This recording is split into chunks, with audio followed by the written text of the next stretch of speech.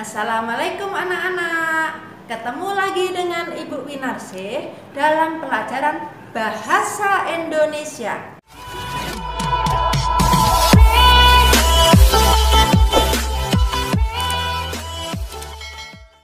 Anak-anak, hari ini kita akan membahas yaitu tentang paragraf. Anak-anak, walaupun kita tidak bisa bertatap muka, kalian harus tetap semangat ya. Baiklah, sekarang siapkan buku dan alat tulisnya dan simak pembelajaran berikut ini. Baiklah anak-anak, marilah kita masuk pada materi pembelajaran tema 1, subtema 1 tentang menentukan gagasan pokok dan gagasan pendukung. Namun sebelumnya, anak-anak harus memahami dulu apa yang dimaksud dengan gagasan pokok. Gagasan pokok adalah ide utama atau inti bacaan setiap paragraf. Kemudian misalnya ada anak yang bertanya, Bu, samakah gagasan pokok dengan kalimat utama? Itu sama. Karena gagasan pokok itu sama artinya dengan gagasan utama, yaitu inti dari bacaan setiap paragraf. Kemudian, perlu kalian ketahui, gagasan pokok itu biasanya kalau tidak terletak di awal paragraf, juga bisa di akhir paragraf. Adakah Bu, kalau untuk gagasan pokok itu ada di awal dan di akhir? Ada, tapi kebanyakan hanya terletak di awal paragraf atau di akhir paragraf. Dan yang anak-anak perlu perhatikan, kalau gagasan pokok itu terletak di akhir paragraf, itu merupakan kesimpulan. Biasanya ditandai dengan kata oleh sebab itu, oleh karena itu maka sudah jelas bahwa gagasan pokok ada di akhir paragraf. Nah, kemudian kita lanjutkan. Nah, tadi sudah Ibu jelaskan tentang gagasan pokok, sekarang kita lanjutkan yaitu tentang gagasan pendukung. Gagasan pendukung adalah kalimat penjelas yang mendukung atau menjelaskan gagasan pokok.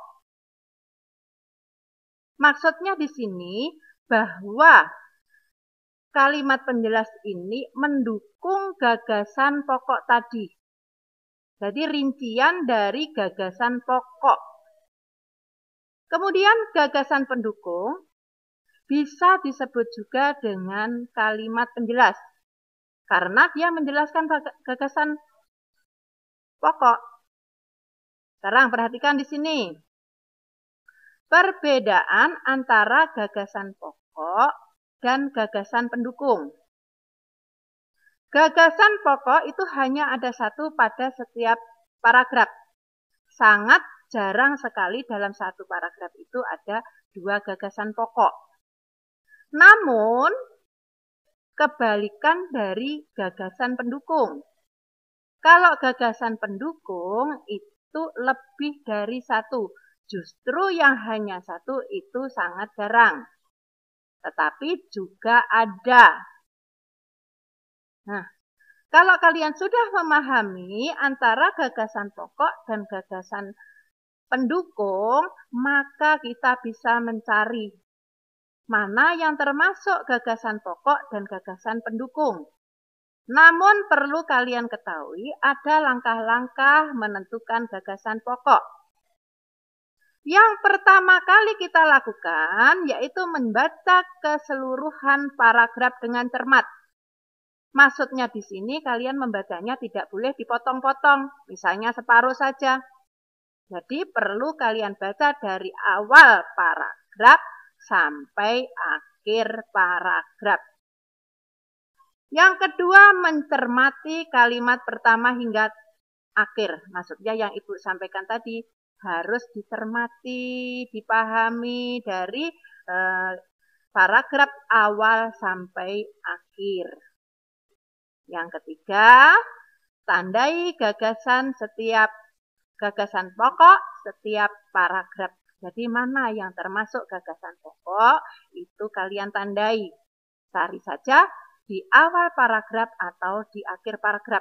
Kalau misalnya di akhir paragraf ada oleh sebab itu, maka sudah jelas bahwa gagasan pokok ada di akhir paragraf. Nah, sekarang ciri-ciri gagasan pokok. 1, yaitu mengandung topik permasalahan. Jadi setelah kalian membaca paragraf tersebut, topik permasalahannya apa? Itulah yang disebut dengan mengandung topik permasalahan. Tandai.